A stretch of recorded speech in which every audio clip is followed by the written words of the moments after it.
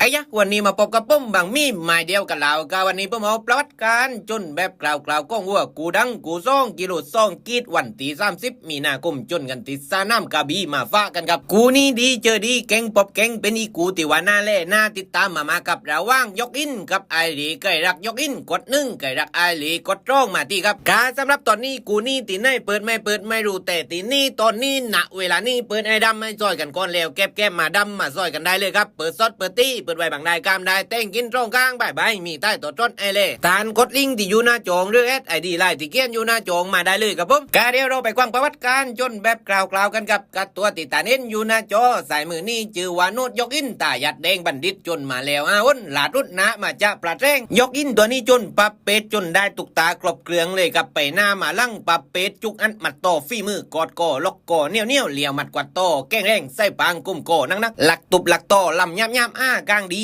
ป่ากลางลึกจนเป็นฝีมือกรอบรดกรอบเกลืองเลยครับตัวนี้กาตอนนี้นะครับไก่ยายกากุมเล่นวัวกับบางมีไม้เดียวนะครับมีโลโก้ใส่บางดาวตัวได้มีใต้ตัวรถในแล่ตานกดลิงก์ที่อยู่หน้าจงหรือ SID ไลน์ที่เขียนอยู่หน้าจงมาได้เลยครับผมเร็วว่าเรื่องข้อมูลนี่ปุ้มมีให้ตุกซาน้ำเลยตานไม่ต้องปลำไม่ต้องเดี๋ยวปุ้มมาเองตีปุ้มจัดเจนแน่นอนกาเราไปเล่กันที่ทางด้านกูจนกันมั่งนะครับตัวติดตาเน้นอยู่หน้าจอกว่ามือนี่จือว่าดุกดังรักเรยศนักลาหรือว่าไอเรตัวนี้ก็ตัวดีตัวดังไม่เคยเปเกยจนมาแล้วตรงอ้นหลารุ่นหนาไอเล่ามาจากหนาก่อนดังไอเรตัวนี้จนปับเป็ดเรื่อยๆเย็นไม่เล่าตังก็ดีใจก็แมนติมหน้าติมวัวแมนวัวตรงไม่ลืมปลายยศไม่ลืมปลายก็ปับเป็ดเลี้ยวมัดกวัดต่อเนี่ยแน่นเนี่ยนึบกลมวัวกาวปางร้อยกลางดีต่อกลางนักมีน้ำใจจนเป็นเลี่ยมดีเลยครับตัวนี้การสำหรับลูกปีในวัวเต่าแก่สามัญจิกุนในไม่มีตีเล่นไม่มีตีเล่ตานกดลิงก์ที่อยู่หน้าจงหรือ SID ไลน์ที่เขียนอยู่หน้าจงมาได้เลยครับผมเลวว่ากูนี่เปื่อนรักกลางในกันมั่งหวากันมาที่ไก่รักยกอินกดหนึ่งไก่รักไอหลีกดร้องมาที่ครับ